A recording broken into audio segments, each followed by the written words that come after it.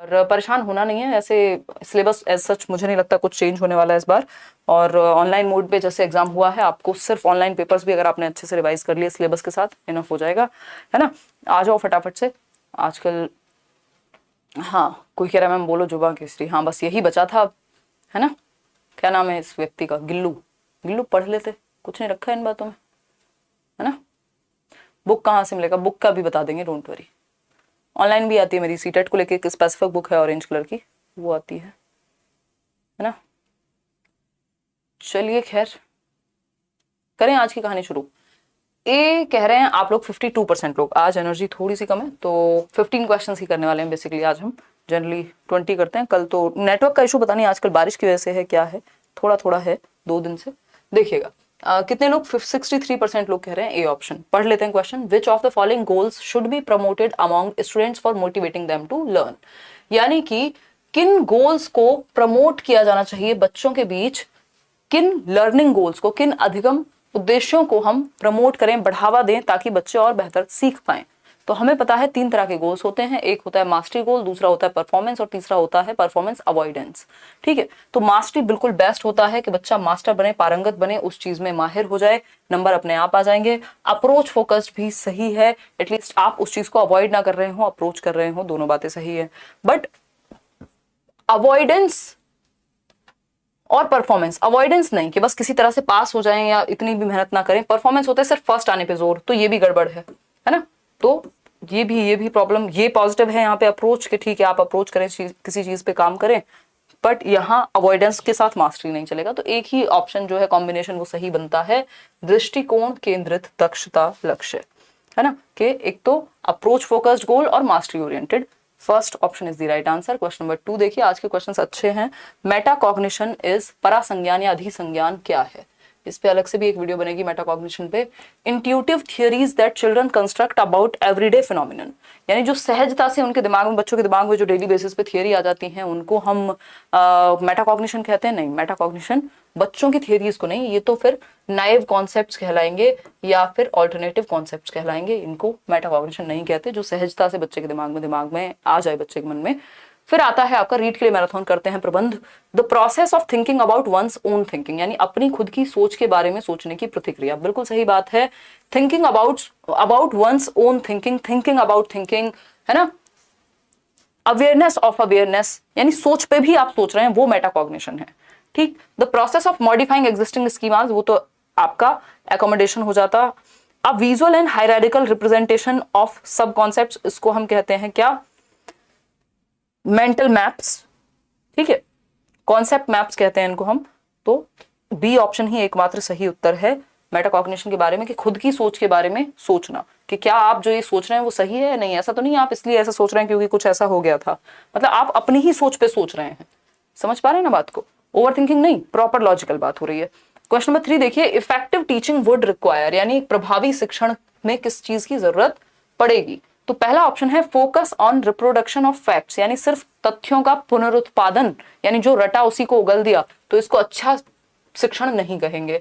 Focus on text books as the only source of knowledge, देखो text books only source of knowledge नहीं हो सकती, क्योंकि ज्ञान के स्रोत अनेक हैं, देयर आर मल्टीपल और many sources of knowledge, not only text books. तो एकमात्र साधन नहीं है text book, one of the resources है, ओनली रिसोर्स नहीं है। दोनों बातें हट गई। Critical analysis of facts and perspectives, ये बात सही है कि वो टीचिंग अच्छी मानी जाएगी जिसमें आप बच्चों को मौका दे रहे हैं क्रिटिकली एनालाइज करने का, अपना दिमाग यूज करने का, किसी चीज पे हर एक पक्ष में सोचने का। ऐसा नहीं है कि सिर्फ आपने मान लिया है कुछ। फिर आती है बात giving primacy to the prior experiences of the learners, बच्चे के पूर्व अनुभव को आप महत्व देते हैं, बिल्कुल ऐसी टीचिंग को हम अच्छी टीचिंग कहेंगे। दोनों ही बातें सही हैं, थर्ड और फोर्थ सही है, यानी B option is the right answer over here, जो कि 81% लोग सही उत्तर दे भी पा रहे हैं। बिल्कुल आसान सा क्वेश्चन है, कोई ऐसा दिक्कत परेशानी दर्द समस्या इस बात को समझने में नहीं हो रही होगी। आगे बढ़ेंगे नेक्स्ट क्वेश्चन की तरफ। नेक्स्ट क्वेश्चन क्या है भाई, क्वेश्चन नंबर है 4। क्वेश्चन नंबर है 4।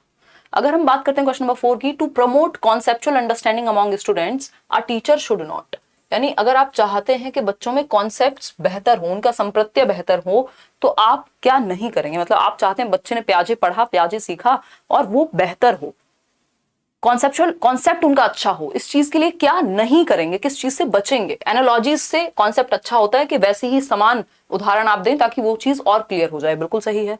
बी ऑप्शन है give examples and non examples, यानी कि उदाहरण जो डायरेक्ट होते हैं, नॉन एग्जांपल्स होते हैं इनडायरेक्टली उसी चीज को क्लियर करना। जैसे आपने बर्ड्स को समझाया कि बर्ड्स क्या होती हैं, तो आपने बर्ड्स के एग्जांपल दिए, भाई पिजन एक बर्ड है, या फिर अगर हम बात कर रहे हैं आपका जो पैरट है वो एक बर्ड है, बट आप एक नॉन एग्जांपल दे रहे हैं कि भाई ये जो डॉग है ये एक बर्ड नहीं है, ये क्या हो गया, नॉन एग्जांपल हो गया, जो जिससे क्लैरिटी आ जाएगी indirectly. Make linkages with previous knowledge, बिल्कुल सही बात है, पूर्व ज्ञान से आप जोड़ते हैं, लेकिन focus on मियर reproduction of information, यानी रोट लर्निंग, सिर्फ रट्टा जो लगाया है उसी को आप रिकॉल करके बता दें, ये कोई भी अच्छा तरीका नहीं हुआ समझ को बेहतर करने का, ये रट्टे को बेहतर करने का हुआ। D option is the right answer over here. आगे बढ़ेंगे क्वेश्चन नंबर 5 पर।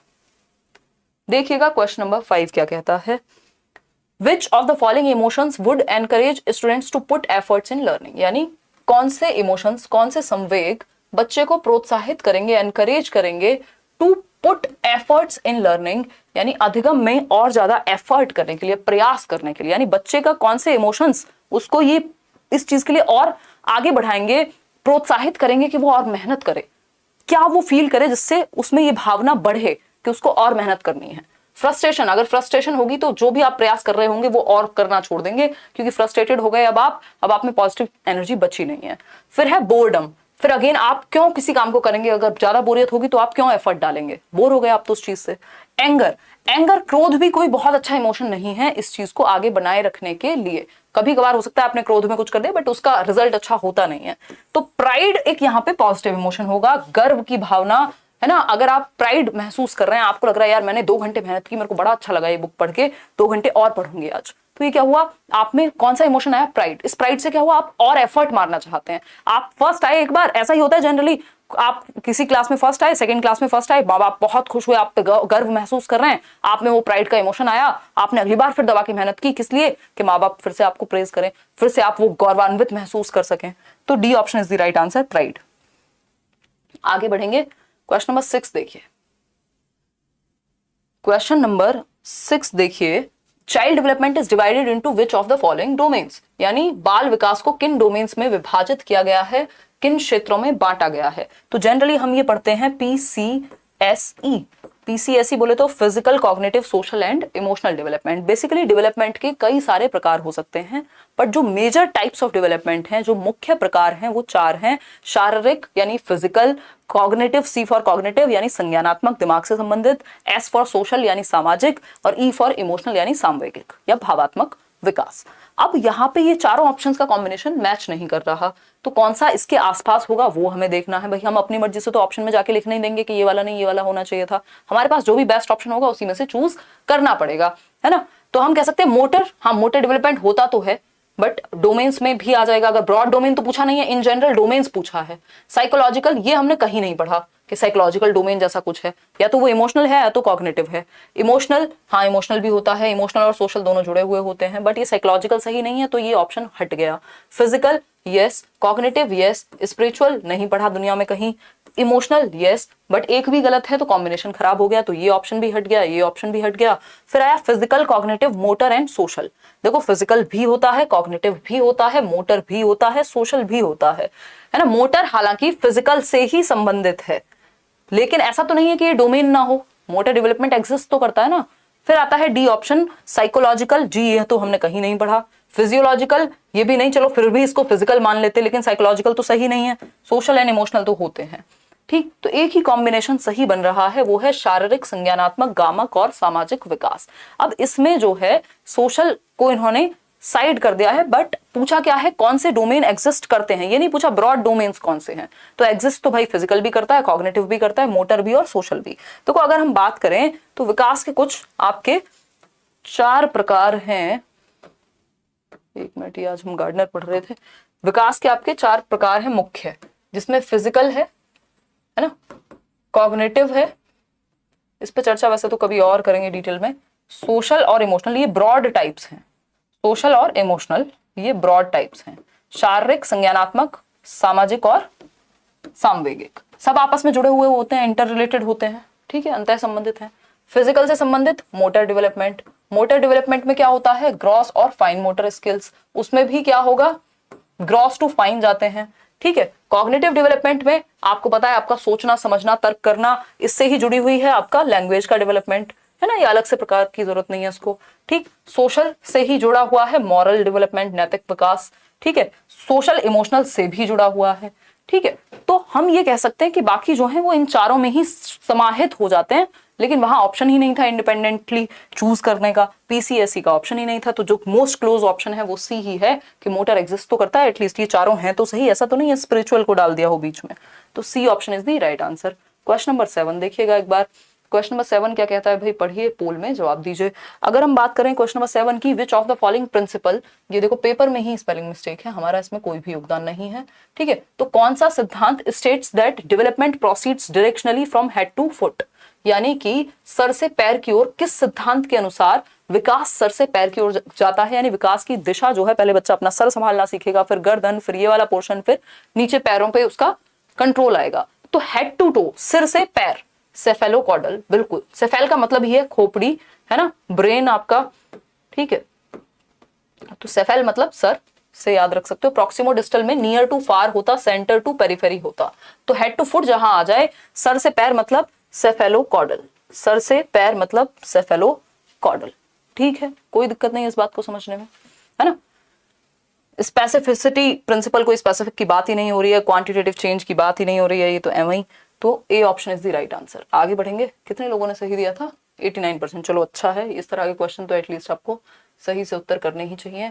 अब है आपका 8th क्वेश्चन, बहुत ही प्यारा क्वेश्चन है, बड़ा क्वेश्चन है, ध्यान से पढ़ के जवाब देना है, बहुत ही इंटरेस्टिंग क्वेश्चन है, आपकी सारी समझ इसमें लग जाएगी, है ना। लाइक शेयर करना भूल जाते हो, कर दिया करो याद से जब मजा आए क्लास में। तो क्वेश्चन नंबर 8 है, as an infant Raghav was deprived of, एक इन्फेंट के रूप में, इन्फेंट मतलब जो दूध पीता बच्चा होता है, एक तरह से शैशवावस्था का बच्चा, जन्म से 2 वर्ष का बच्चा।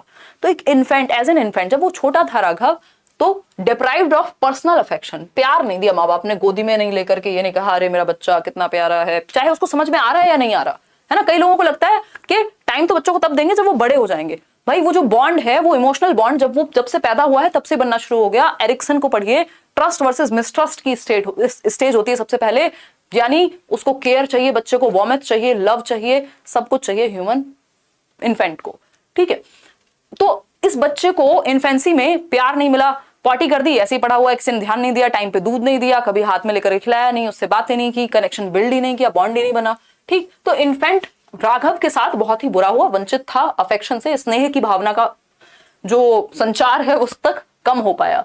इन his late childhood, late childhood का मतलब क्या है, 6 से 12 वर्ष, यहाँ पे जन्म से 2 वर्ष में जो चीज नहीं मिली उसका प्रभाव जीवन भर रहेगा। तो लेट चाइल्डहुड में 6 से 12 वर्ष में क्या हुआ, ही फाउंड कंसीडरेट टीचर्स, ऐसे टीचर्स मिले जो संवेदनशील थे, जो चिंतनशील थे, जो उसके बारे में सोचते थे, विचार करते थे, केयर करते थे उसकी। Yet he has issues trusting people and lacks courage to take risks. आगे ना एरिक एरिक्सन घूम के, अब कई लोग कहेंगे थियोरी की क्या जरूरत है, आजकल तो ऐसे क्वेश्चन आते हैं। अब देखो ये थियोरी बेस्ड क्वेश्चन है, अब जिसने पढ़ा है उसको तुरंत समझ में आ जाएगा कि भैया टीचर्स तो मिल गए कंसीडरेट, लेकिन जब मिलने थे तब तो नहीं मिला ना वो केयर और प्यार, वो मिलना था ट्रस्ट वर्सेस मिसट्रस्ट, पहली अवस्था में, इन्फेंसी में मिलना था, मिला कब, लेट चाइल्डहुड में। अब हालांकि टीचर समझ रहे हैं, लेकिन फिर भी उसके अंदर ट्रस्ट ना कर पाने का इशू है, वो ट्रस्ट नहीं कर पाता लोगों को आसानी से, रिस्क टेकिंग रिस्क की जो एबिलिटी है वो उसमें कमी है उस चीज की। क्यों? क्योंकि बचपन में प्यार नहीं मिला। तो which issue of development aptly describes Raghav's case, कौन सा डेवलपमेंट का इशू राघव के केस को अप्लाई करता है, बताइए। कॉन्टिन्यूटी और डिसकॉन्टिन्यूटी, भाई यहाँ ये बात थोड़ी हो रही है स्टेज होती है कि नहीं होती, ये तो इस तरह की बात ही नहीं है, वो तो प्याजे और वाइगोस्की के केस में होगा कि डेवलपमेंट कॉन्टिन्यूअस है वाइगोस्की के अनुसार, डिसकॉन्टिन्यूअस है प्याजे के अनुसार, क्योंकि वो स्टेजेस में बांट के चलते हैं। अब बात आती है अर्ली लेटर एक्सपीरियंसेस इशू, ये अपने आप में एक अलग बहस है साइकोलॉजिकल के आरंभिक यानी अर्ली डेवलपमेंट इंपॉर्टेंट है कि लेटर डेवलपमेंट इंपॉर्टेंट है। तो लगभग सभी लोग ये मानते हैं, कुछ को छोड़ के, कि भाई जो शुरुआती आपका बचपन है, जो अर्ली डेवलपमेंट है, अर्ली एक्सपीरियंसेस है आपके जीवन के, वो बाद तक प्रभाव डालते हैं। तो आपका जो बचपन है अगर वो ठीक से नहीं बीता तो वो जीवन भर आपका कहीं ना कहीं खून चूसता रहेगा। तो अर्ली लेटर एक्सपीरियंसेस इशू है कि बाद के एक्सपीरियंसेस बेशक अच्छे हों, लेकिन जो अर्ली एक्सपीरियंसेस है उनका प्रभाव है, और कुछ केस में बाद के एक्सपीरियंसेस का भी प्रभाव हो सकता है। तो इन दोनों का इशू है ये, ठीक है। नेचर नर्चर जैसा यहाँ पे कुछ है नहीं, यूनिफॉर्मिटी और इंडिविजुअलिटी डजंट मैटर हियर। तो B option is the right answer. कितने % लोगों ने सही दिया था, किसी को याद आ रहा है? आगे बढ़े, क्वेश्चन नंबर 9। Question number 9। अब इस चीज को बहाना नहीं बना के बैठ जाना है आपको as an individual. As a teacher आप ध्यान रखिए बच्चे का, बट एज एन इंडिविजुअल आप बहाना नहीं बना सकते कि बचपन में प्यार नहीं दिया था घर वालों ने इसलिए आज मैं ऐसा हूँ या ऐसी हूँ। ठीक है, वो भी है, सच है, उसको इग्नोर नहीं किया जा सकता, बट अब तो आप बड़े हो गए ना, आपकी जिम्मेदारी आपकी है ना।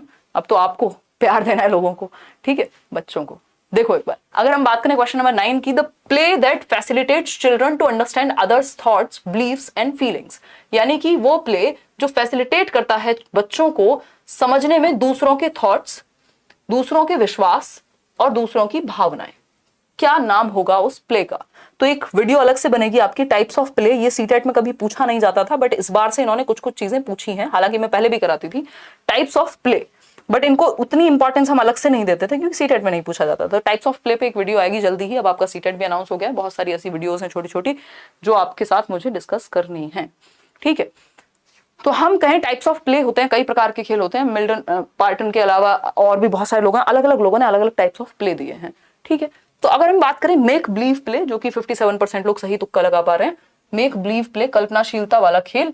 मेक बिलीव प्ले में क्या होता है, डॉक्टर कोई डॉक्टर बन गया, कोई कुछ और बन गया, तो वो उस तरह से फील करेगा। अच्छा दर्द हो रहा है तुमको, तो वो मेक बिलीव प्ले है जब आप दूसरों के बिलीव, फीलिंग्स और थॉट्स को समझने की कोशिश करते हैं। पैरेलल प्ले होता है, दो बच्चे इंडिपेंडेंटली बैठ के खेल रहे हैं, ना दूसरे को दूसरे से कोई मतलब नहीं है, बस देख लेते हैं कभी कभी झांक के, ठीक है। सॉलिटरी प्ले तो अकेला ही खेल रहेगा बच्चा, इंडिपेंडेंट प्ले फिर वो बड़ा हो ही जाएगा, ठीक। तो A option is the right answer, जो कि 62% लोग सही दे पा रहे हैं, 57 ही दे पा रहे थे। क्वेश्चन नंबर 10 देखिएगा एक बार। क्वेश्चन नंबर 10, अगर हम बात करें क्वेश्चन नंबर 10 की, at which stage of moral reasoning in Lawrence Kohlberg's theory do children believe that rules must be enforced in the same manner for everyone and each individual must obey them as his personal duty. देखो इनकी language बड़ी है questions की, इसको देख के घबराना नहीं है। अगर थियरीज ठीक से पढ़ी और एक बार हिम्मत करके इनको पढ़ना सीख लोगे क्वेश्चंस को, तो मजा आ जाएगा। सारा खेल है आपने क्वेश्चन पढ़ के समझा कितने अच्छे से, है ना, उसी में आपकी मदद की जा रही है यहाँ पे। और फिर भी आप लाइक शेयर करना भूल जाते हैं, है ना। 5,500 लोग हम लोग जुड़े हुए हैं, 2,000 लोगों को याद रहा लाइक करना। चलिए खैर, ये भी कोई ड्यूटी नहीं है। लॉरेंस कोहलबर्ग के सिद्धांत में नैतिक तर्कना के किस चरण पर छात्र मान लेते हैं कि प्रत्येक व्यक्ति के लिए नियम एक समान प्रकार से लागू होते हैं और प्रत्येक व्यक्ति का निजी कर्तव्य है कि वह इनका पालन करे। वर्ड्स पे ध्यान दीजिएगा, निजी कर्तव्य है कि क्या करे, पालन करे। ये नहीं लिखा मजबूरी है, कर्तव्य है, ठीक है। समझ पा रहे हो ना, स्टेज बदल जाएगी, इतने एक वर्ड से स्टेज चेंज हो जाएगी, ठीक है। शोभित कह रहे हैं आपको इतना याद कैसे रहता है? ऐसे मैं पर्सनली बैठ के रट्टे लगाती हूँ अलग से, मजाक कर रही हूँ यार, मतलब याद क्या, अब इतनी बार डिस्कशन हो चुका है और मैं समझने की कोशिश करती हूँ ना, जब आपको किसी चीज से प्यार होता है सब याद रहता है, नंबर से लेके डिटेल से लेके कपड़े से लेके रंग तक, है ना। और जब आपको सब्जेक्ट में भी ऐसे ही प्यार मोहब्बत हो जाएगा तो सब याद ही रहेगा, भूलोगे कैसे। देखो एक बार अगर हम बात करें, at which stage of moral reasoning in Lawrence Kohlberg's theory do children believe that rules must be enforced. भाई रूल्स आर रूल्स, रूल्स को माना जाना चाहिए, है ना। And each individual must obey them, यानी हर व्यक्ति की ड्यूटी है कि वो रूल्स को माने, क्योंकि रूल्स समाज का भला करने के लिए बनाए गए हैं। 57% लोग डी कह रहे हैं, जो कि सही भी है। बाकी सही क्यों नहीं है ये समझ लेते हैं। Good boy good girl orientation, अच्छा लड़का अच्छी लड़की में तो क्योंकि रूल्स फॉलो करना अच्छा होता है, लोग आपकी तारीफ करेंगे इसलिए रूल्स फॉलो करो। ऐसी तो यहाँ तारीफ की बात हुई नहीं है सच कुछ, ठीक। पनिशमेंट एंड ओबीडियंस, देखो ये क्यों नहीं होगा, ये इसमें कंफ्यूज हो सकते थे आप, अभी भी हैं कंफ्यूज कुछ लोग। पनिशमेंट एंड ओबीडियंस ओरिएंटेशन क्यों नहीं होगा? पनिशमेंट एंड ओबीडियंस ओरिएंटेशन में कोई कर्तव्य जैसी बात नहीं होती, कोई अच्छा और बुरा नहीं होता, सिंपल बात है। कुछ काम गलत है क्योंकि पनिशमेंट मिल जाएगी तो वो गलत हो गया, अगर सही चीज के लिए भी पनिशमेंट मिलेगी तो वो भी गलत मान लेगा बच्चा। तो यहाँ पे दिमाग नहीं लगाता वो, उसको पनिशमेंट से बचना है इसलिए आज्ञा का पालन करेगा। तो यहाँ ऐसा नहीं लिखा था कि पनिशमेंट मिलेगी इसलिए रूल्स को फॉलो करना चाहिए। इंस्ट्रूमेंटल पर्पस ओरिएंटेशन होता है टिट फॉर टैट, वैसे यहाँ बात नहीं हुई, ठीक। तो सोशल ऑर्डर मेंटेनिंग ओरिएंटेशन, भाई समाज में एक ऑर्डर मेंटेन रहे, नियम कायदे कानून तौर तरीके ठीक से चलते रहे, इसलिए हमारा नियमों का पालन करना जरूरी है। Rules are rules. तो D option is the right answer over here. आगे बढ़ेंगे, लॉ एंड ऑर्डर कहते हैं इसको हम, 4th स्टेज है।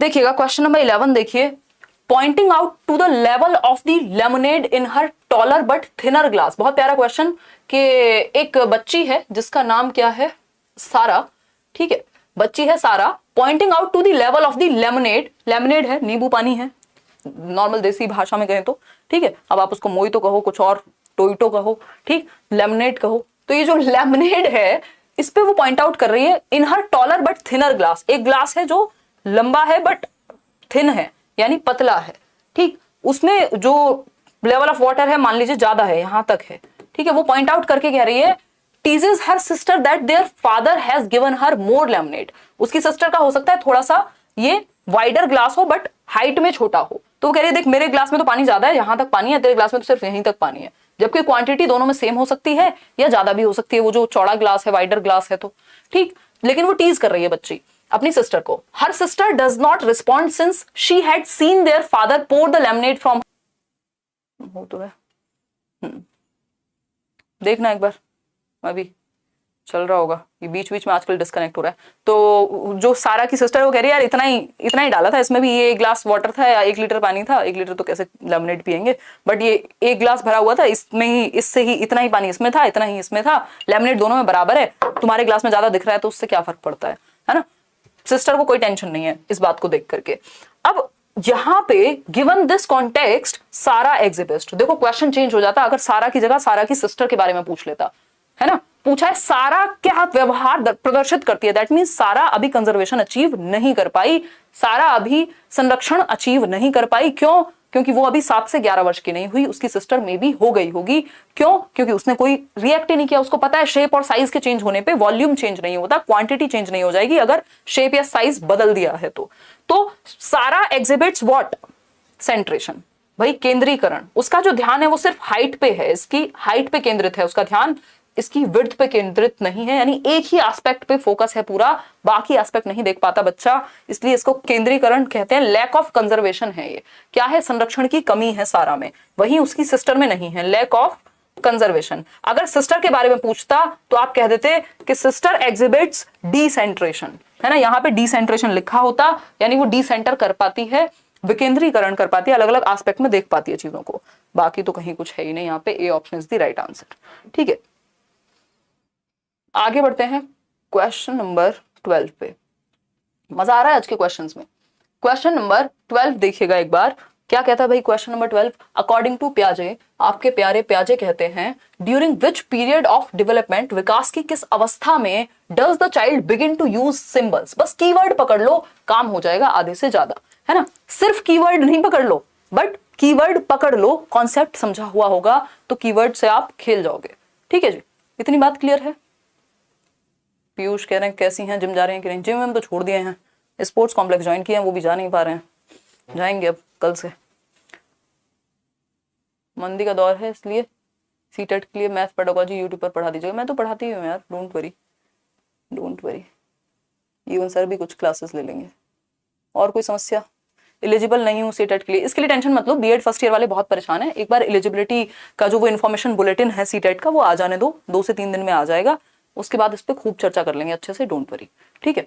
देखिए अगर हम बात करते हैं प्याजे की, तो प्याजे कहते हैं during which period of development does the child begin to use symbols, बच्चा प्रतीकों का इस्तेमाल कब करना शुरू कर देता है, यानी ये है ए फॉर एप्पल, ठीक है। तो इस एप्पल को ए से दर्शा सकता है कब? To represent objects and logical reasoning emerges, यानी कि ऑब्जेक्ट्स को वो यूज करने लग जाएगा और लॉजिकल रीजनिंग एमर्ज होनी शुरू हो जाएगी। अब इन्होंने ये अपने आप ही फंसा दिया है क्वेश्चन को, मतलब कहना क्या चाहते हो, क्योंकि अगर लॉजिकल की बात कर रहे हैं तो भैया आंसर हो जाएगा कॉन्क्रीट ऑपरेशनल, लेकिन अगर बात कर रहे हैं किसकी, सिंबॉलिक रिप्रेजेंटेशन की, तो आंसर होता प्री ऑपरेशनल।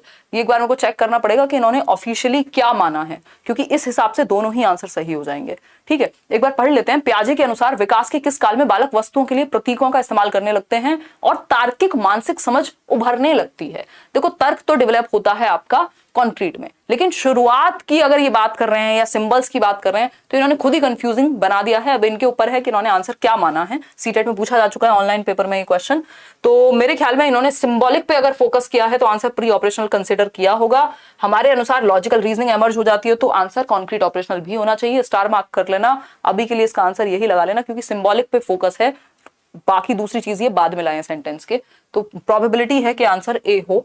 बाकी मैं एक बार चेक करके कल इसके आंसर को फाइनल कर दूंगी ऑफिशियली क्या कंसिडर किया है। ए और बी में से दोनों ही सही हैं इस केस में, क्योंकि ऐसा तो है नहीं कि सिंबॉलिक रिप्रेजेंटेशन खत्म हो जाएगी कॉन्क्रीट ऑपरेशनल में, है ना। तो अगर देखा जाए तो बेहतर आंसर यहाँ पे कॉन्क्रीट ऑपरेशनल हो सकता है। बट इस तरह के क्वेश्चन जो मेरा अपना पर्सनल एक्सपीरियंस कहता है, ये लोग जहां सिंबॉलिक लगा देते हैं ना, वहां फिर ये प्री ऑपरेशनल पे ही चले जाते हैं हमेशा। तो लेट्स सी, कल एक बार डिस्कस कर लेंगे। अदरवाइज क्योंकि कॉन्क्रीट ऑपरेशनल में भी तो सिंबॉलिक रहेगा ना, ऐसा थोड़ी 7 से 11 में आ गया बच्चा तो सिंबॉलिक खत्म हो गया। तो ज्यादा बेहतर आंसर बी है, बट ये लोग क्या कंसिडर करते हैं उस पर चर्चा कल करेंगे। एक बार मैं 12th क्वेश्चन मेरे को याद दिला देना, या मैं खुद भी याद रख लूंगी। क्वेश्चन नंबर 13 देख लीजिएगा एक बार। Aman is trying to fix the pieces of a puzzle. Aman एक बच्चा है, एक पजल है, उसके सामने एक पहेली है, उसके पीसेस को वो फिक्स करने की कोशिश में लगा हुआ है। ठीक बात है, but he is struggling to fit the correct parts. भाई सही पार्ट्स को वो फिक्स नहीं कर पा रहा है, फिट नहीं कर पा रहा है। वो होता है ना पजल, जैसे आपने देखा होगा अलग अलग रंग का वो एक स्क्वायर, क्यूबिकल बोलते हैं, क्यूबिक बोलते हैं आई थिंक, तो वो सॉल्व करते हैं कई लोग, तो वो सही जगह पे सही पीस फिट नहीं कर पा रहा। At the right place his mother provides hints. उसकी माता जी ने क्या किया, उसको हिंट्स दिए, उसको क्यूज दिए, कुछ इनडायरेक्टली उसको हिंट दिए, in the form of how, what and why. According to Lev Vygotsky's theory of learning, this strategy of learning will, यानी लेव वाइगोस्की के अनुसार ये जो माता जी ने हिंट दिए हैं, बच्चे को इनडायरेक्टली हेल्प की है, कि कुछ क्वेश्चंस के थ्रू उसको इनडायरेक्टली बताया है, ये क्या कहलाएगा, ये कहलाएगा स्कैफोल्डिंग। 90% लोग बिल्कुल सही कह रहे हैं। Act as a scaffold for learning, अधिगम के लिए पाड़ का काम करेगा। यानी स्कैफोल्डिंग होती है टेम्परेरी हेल्प, मतलब माता जी ने वहां हेल्प की है बच्चे की जहां बच्चा अटका है। ठीक है, तो हिंट दी है उसको इनडायरेक्टली, डिमोटिवेट नहीं किया, कोई अग्रेशन नहीं क्रिएट किया, हेल्प नहीं की, ऐसा भी नहीं है, हेल्प कर दी है। तो वाइगोस्की के अनुसार मचान या पाड़ कहते हैं इसको। Question number 14 second last question है आज के लिए। In Vygotsky's theory assisted discovery learning is aided by. Assisted discovery learning का मतलब क्या है, असिस्ट करे कोई डिस्कवर करने में। तोड़ के देख लिया करो ना, समझ में आ जाएगी कहानी। असिस्ट करे कोई, असिस्ट मतलब हेल्प करे कोई खोज करने में, अन्वेषण करने में, डिस्कवरी करने में। यानी कोई मतलब कौन होगा, जो आपसे ज्यादा जानता होगा, है ना।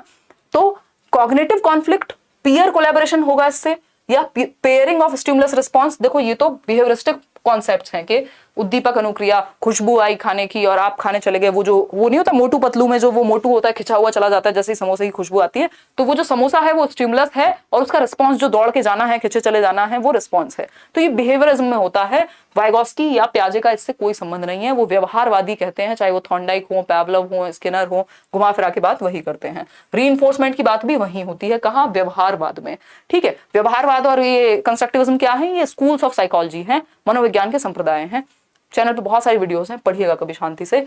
Peer collaboration is the right answer. Cognitive conflict होगा संज्ञानात्मक द्वंद्व, के बच्चे के दिमाग में द्वंद्व क्रिएट हो गया, कंफ्यूजन क्रिएट हो गई, है ना, ये चूज करूं कि ये करूं कि ये करूं। लेकिन यहाँ पे क्या है, असिस्टेड डिस्कवरी, यानी सब एक साथ में, एक साथ सहयोग करके सीख रहे हैं। तो सहपाठी सहयोग हो सकता है, कोई बच्चा आपसे ज्यादा जानता हो किसी क्षेत्र में, तो हम मिलके ग्रुप में सीख रहे हैं, तो ये पीयर कोलैबोरेशन हो गया। या मोर नॉलेजेबल अदर भी इस चीज में हेल्प कर सकता था। आज के लिए आखिरी सवाल हावर्ड गार्डनर पे, बहुत ही प्यारा सा क्वेश्चन, शाम की सीटेड वाले बैच में हम ये डिस्कस भी कर रहे थे। हावर्ड गार्डनर की अगर हम बात करें, जिन्होंने थियरी ऑफ मल्टीपल इंटेलिजेंसेस दी है, और इनकी बुक जो कि 1983 में आई, फ्रेम्स ऑफ माइंड, जिसमें उन्होंने कहा कि बुद्धि कोई एक सिंगल एंटिटी नहीं है, कोई एक सिंगल यूनिट बुद्धि नहीं है, बुद्धि के कई इंडिपेंडेंट प्रकार हो सकते हैं। कोई म्यूजिक में अच्छा हो सकता है, कोई गार्डनिंग में अच्छा हो सकता है, कोई खुद को समझने में, कोई स्पोर्ट्स में, कोई किसी और चीज में। अगर हम बात करें तो 8 प्रकार की बुद्धि की इन्होंने चर्चा की है। ठीक, पूछा क्या है, वाइल क्या होता है भाई, which of the following terms is applied to the ability to perceive the visual worlds accurately. यानी कौन सी क्षमता की हम बात करेंगे, वो व्यक्ति जो विजुअल वर्ल्ड को बहुत ही एक्यूरेटली समझ लेता है। यानी कि उसने देखा, अच्छा यहाँ पे ये इतना स्पेस है, इसमें तो हम ये बना सकते हैं, ये लगा सकते हैं, ये वाला पौधा अच्छा लगेगा। मतलब होता है ना, कई लोगों की बहुत अच्छी क्षमता होती है, जैसे इंटीरियर को ही डेकोरेट करना उनको बहुत पसंद है कि भाई ये वाला सोफा इस साइड नहीं इस साइड आना चाहिए, ये टीवी ना इस साइड ज्यादा अच्छा लगेगा, है ना। तो ये जो एबिलिटी है स्पेस को देख के विजुअल इमेजिनेशन की, ये स्पेशल इंटेलिजेंस में होती है। And to perform transformation on one's initial perceptions. ना तो इसका बॉडीली काइनेस्थेटिक्स से कोई संबंध है, लॉजिकल मैथमेटिकल में साइंटिस्ट और मैथमेटिशियन आ जाएंगे, इंट्रापर्सनल में होगा जब आप खुद को समझने में अच्छे होंगे, बॉडीली काइनेस्थेटिक में स्पोर्ट्स पर्सन वगैरह आ जाएंगे जिनकी बॉडी पे पकड़ है। लेकिन स्पेशल इंटेलिजेंस यानी स्थानिक बुद्धि, स्थान को देख के जब आपके दिमाग में विजुअल्स क्रिएट होने शुरू हो जाएं, यानी ये कौन कौन लोग हो सकते हैं, ये कार्टोग्राफर जो नक्शा बनाते हैं वो हो सकते हैं, ये इंटीरियर डेकोरेटर्स हो सकते हैं, ये आर्किटेक्ट्स हो सकते हैं जो बिल्डिंग का नक्शा बनाते हैं, है ना। इसके अलावा और कौन हो सकते हैं, मूर्तिकार हो सकते हैं, स्कल्पचर्स हो सकते हैं, और कौन हो सकते हैं, और भी बहुत सारे लोग जो कि स्पेस के साथ डील करने में अच्छे होते हैं। ठीक, तो B option is the right answer. आज के लिए हम इतना ही रखेंगे। होपफुली आपको मजा आया होगा, एंजॉय किया होगा अपने क्लास को, और आपको